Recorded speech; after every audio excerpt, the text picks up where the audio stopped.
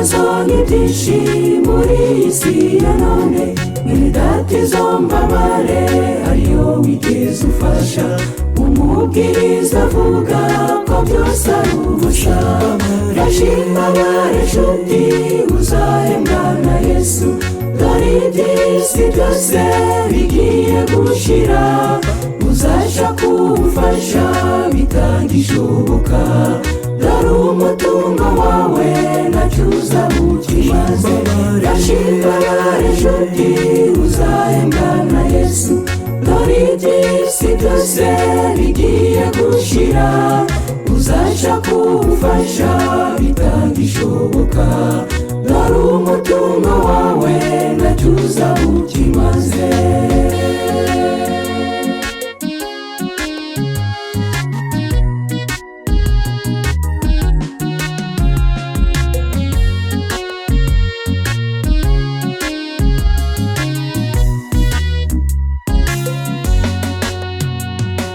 Uyu muntu mureba yavutse ari ikirema, kandi ntigipfa amatwi ntacyo yakwimarira.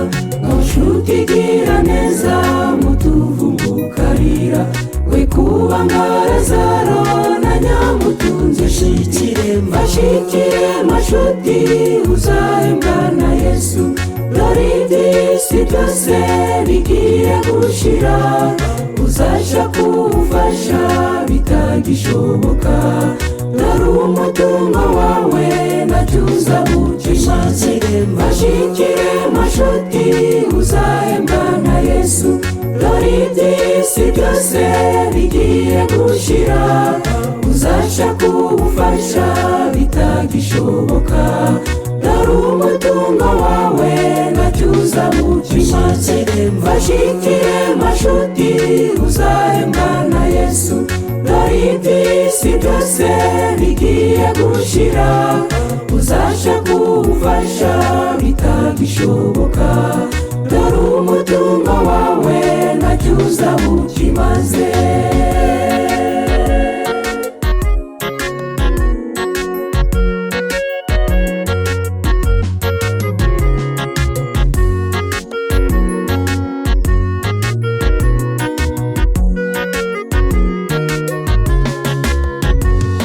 Igihe gito cyane umwami akagaruka, iyi miruho yose Yesu azayiruhura. Abafashije bose azabagororera, ese nawe mwene data uzagororerwa. Ibirema bizagenda, impumyi zizahumuka, ibipfa amatwi bizumva.